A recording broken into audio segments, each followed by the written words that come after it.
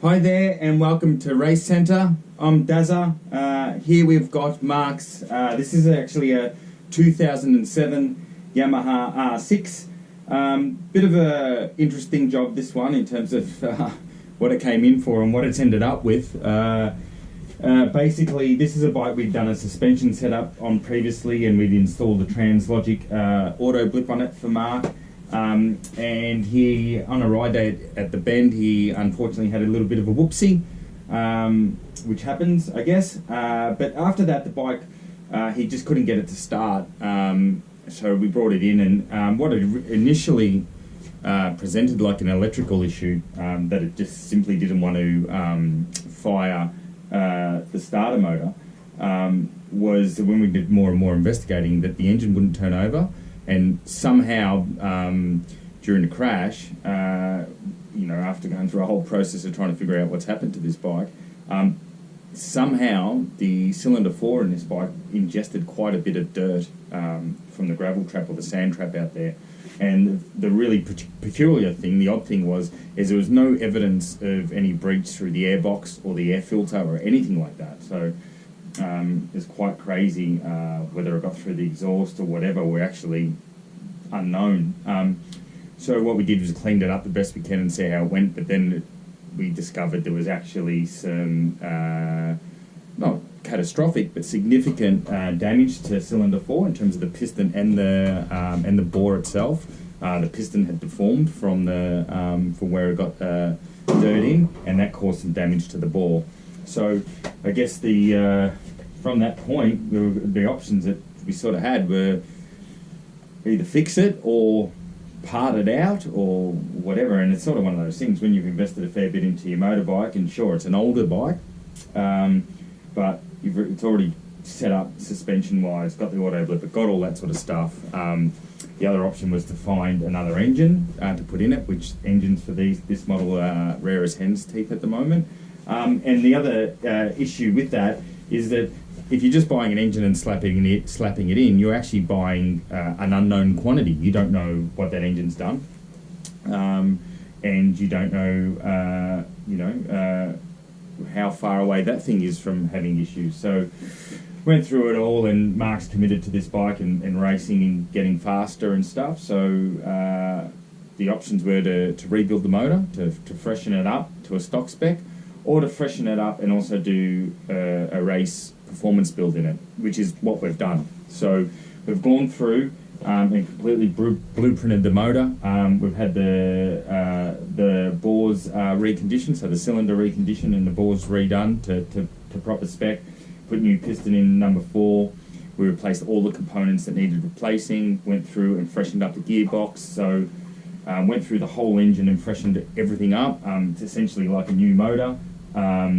And then we did the performance work that is allowed within Australian Supersport rules, which, as I've explained in other videos, the changes that are allowed are actually, or the modifications are quite minor on face value, but it's getting the combination of getting things like your valve timing and the compression ratio and everything done properly, and then the whole motor blueprinted in terms of the weights of components and also how they sit, and like I said, blueprinting a motor on a 600 like this that revs so high, it actually makes quite a bit of a difference. So we've done all that. Interesting notes about this bike. This bike doesn't actually have a full race system on it. It has the standard headers with a megacycle cap delete and a megacycle muffler. Still really, really good. We'd say that they're like it's a club type level exhaust system. Certainly a full titanium system or of the likes that we run on our race bikes would provide a little bit more power again. But with the scope of this job, it's already blown out so much in terms of cost that's something that can be done later down the track. So Mark, that's maybe something. The thing's running awesome now. Let's get out, spin some laps on it, maybe set some targets in terms of lap time that you want to achieve. Get to those, and then we'll worry about spending more money on it. But right now, the thing's running awesome, sounds awesome. It's made about, so peak power from because we previously dyno tuned this bike before it had its accident and the issue with the engine, we already had really good baselines for it, because we did a tune. I think when this bike came in first time round, it actually had 101 horsepower at the wheel, and then by the time we tuned it and put the mega cycle on last time, we got it up to 109, and now that we've got the fresh engine build, it's just beyond 114, so 114.2 is what it's got at the moment. And I reckon if we went to a full system, like a full Van Diemen exhaust system for this, it might even nudge a couple more horsepower, so we might get it up into the 16s, which is significant for one of these bikes. As I mentioned, this is 2007, so it doesn't have variable stacks, which does affect a little bit of mid-range and drive off the turn for sure, but in peak power it doesn't affect it as much as you think. And the interesting thing about the build, while you might say, 5 horsepower is not a lot, as I said, the rules are actually quite restricted, so it's while there's a lot of work to get it all right, and there's a lot of measuring and blueprinting to get it right, no, it's not like we can put race cams in it or anything like that. If you're putting race cams or porting the cylinder head or that type of stuff, you're going to get significantly more horsepower. The rules in Australia, like I said, are restrictive, so to get that much power, to get over 5 horsepower out of the build without cheating, without keeping everything in the rules, is actually quite good, quite an achievement. The other great thing about this build is we have not designed it for peak horsepower. And probably the best illustration of this is how much power the bike now makes at 80% throttle. It actually makes, at 80% throttle now, about the same horsepower as it used to at 100% throttle before the build. And you'll even see in the mid-range at 80% throttle, it has more horsepower than it used to have at 100% throttle. Same with 60% throttle, 40% throttle, and so on. So what that means in the real world is as you're winding on that throttle, the bike just accelerates so much more strongly. In isolation, all those improvements aren't huge on their own. But when you couple them all together and the bike driving off the turn and the engine building momentum, it actually makes a significant difference to your lap time. So this build, look, it's hard to put proper numbers on it, but this build, for sure, around a track like Phillip Island, before the build and after the build, it's worth at least a second a lap. Could be as much as, depending on the right hands, could be as much as 1.4, 1.5 seconds a lap. But it's definitely worth a second a lap. Around a track like Broadford, it's probably worth about 0.5 to 0.7 a second a lap. So this bike, like I said, it had the issue, so it needed an engine build, so to go the extra step to put the performance build in makes a lot of sense. The other bit about this performance build that's important, as I said, we don't build it for peak horsepower, we build it for drive off the turn, but we also build in a lot of safety into the engine. We're not running this engine anywhere close to limits in terms of piston to valve clearance, for example, and things like that. We've actually got quite a lot of scope and quite a lot of margin in the engine, because it's at the end of the day, it's a customer's bike. They want to ride it heaps. You don't want to deliver an engine that needs more maintenance than riding. This is actually a low maintenance engine. The maintenance on this bike is not that dissimilar to if the engine was standard. The specs and tolerances we use, like I said, are extremely safe. So the other thing too is what we see a lot on the track is they get revved really hard, and if you're going down the gears, especially with an auto blipper, and you're revving it quite high in the downshift, you don't want to create an engine where all the tolerances, piston to valve tolerances, are so close that if you over rev it slightly, that you're going to blow the motor. So we build in a lot of safety in it. So ticks a lot of boxes, this build, in terms of the drive that it provides, or the extra mid-range that it provides. And the dyno graphs probably don't do it justice, because you certainly will notice it riding it. So we've got that. We're building really strong reliability and maintenance. It's the sort of thing that if you race do track days every season, you just might get a valve clearance check. It's that type of thing. It's not a hand grenade motor. Like I said, we could certainly try and build it for more peak power, but that would come at the cost of a bit of mid-range and also reliability, and that's not what we want to do, because ultimately this is a track bike, a race bike for Mark, and the thing that is the measure of success in this whole job is the lap time, not the figure on the dyno, and that's very important. And if it's a motor that is not safe and can't be ridden a lot, and you've got to spend more money on maintenance than riding it, then it's hard for the rider that's coming through and trying to get better and develop their skills in the sport to drop their lap time, because the bike, they can never ride the bike because it's too highly strung. So the build is fit for purpose. As I said, 5 horsepower on this dyno at the rear wheel is more significant than you'd think. So really happy with that. Another really interesting thing is we previously had the Translogic auto blip set on this bike, and we had it set up, and basically what happens, it's programmed in, and when you downshift, the auto blip or the blip assist, it blips the throttle for you. And we've already set this bike up, and as soon as we put it on the dyno with this new engine build, I noticed instantly that I needed to reconfigure the auto blip because it was blipping way too much. And that's simply a case of the engine build, that the throttle response is a fair bit better. So even the electronic auto blip is opening, it's lurching the bike a lot forward a lot more because the throttle's so much more responsive.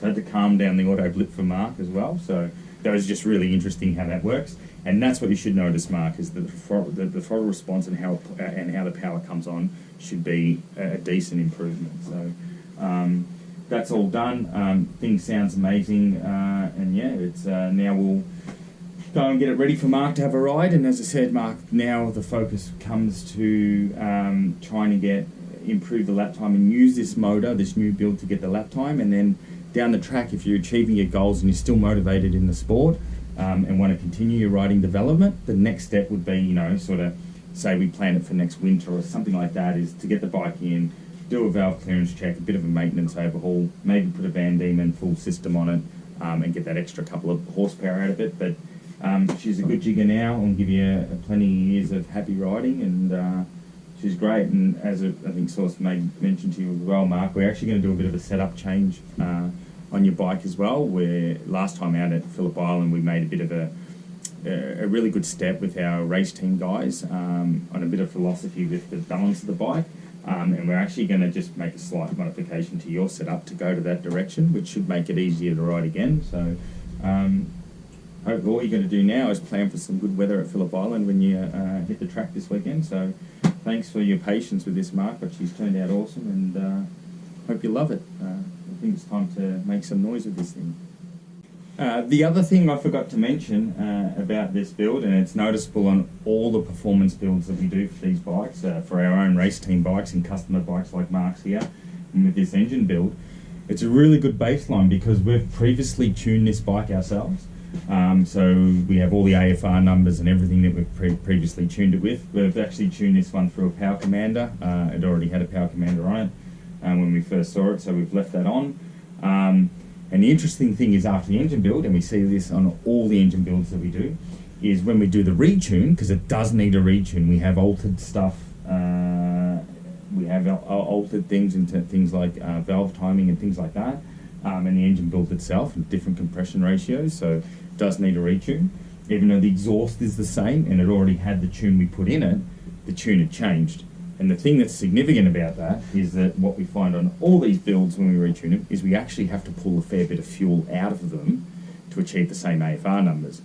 So you might think that with a performance build, you've got to chuck more fuel at it because you're breathing more.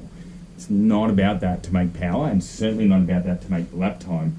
In this case, we've pulled fuel out and achieved more horsepower with less fuel. So if you think about it as the most simplistic terms, fuel is our the fuel and oxygen. That's the source of the energy we're using to create power. The fact that we're using less of it to make more power simply tells you the engine's running more efficiently. And an efficient engine is a good engine, and that's what you ultimately want to achieve. So, like I said, the motor ticks a lot of boxes in a lot of ways. I'd say based on the numbers and stuff, we use over the whole fuel map, it's between sort of 5 and 7% less fuel to achieve more horsepower, which is pretty awesome, really, when you think about it. So, yeah, really interesting how that happens, and that just tells you that you're getting close to the sweet spot of how this motor wants to operate, that it doesn't need as much fuel to make the same power. We'll probably do a video in more detail on this, but when you think about it, an engine that's, if it's revving, at 16,000 RPM, for that little piston is going up and down a hell of a lot of times. It's close to 300 times that it's going up and down in 1 second. And then the amount of intake strokes that you have, it's phenomenal. You're in the hundreds of intake strokes in 1 second. So it's not a simple case of just pouring more fuel at it, because the intake event and the whole 4-stroke cycle is happening so fast at that RPM. It's about being efficient. It's not about getting as much in as you can, because you're not going to get heaps in when it's that fast. You simply won't. So the build is not, it's not about bigger is better and all that type of thing that you may think. It's about making that process efficient for the speed that the thing is going to see. And you'll see in the graphs that the build that we've done, it actually loses horsepower in the lower RPM, because it's designed, this whole engine build philosophy that we use here at Race Centre is designed to be efficient in the RPM the bike will see on the racetrack, and that's, you know, above 10,000 RPM. So, and that's where your drive's really going to be there. So it's important to be in the right gear and that type of thing. So it's about tuning the motor for a narrower, when I say narrower RPM range, on the track it'll actually feel like it's got more RPM range and more mid-range, because in the standard build it's got more power at revs you will never use, and to get that, it actually takes power away from the stuff you are trying to use. Whereas we've been happy to sacrifice that low down stuff to get a better power spread in the RPM range that we'll use on track. So really interesting how that happens, and that we're using less fuel, but it all comes down to being efficient with the induction, the intake charge at those really high RPMs where the intake stroke is so fast it's unbelievable. So that's the really important part about the engine build. So yeah.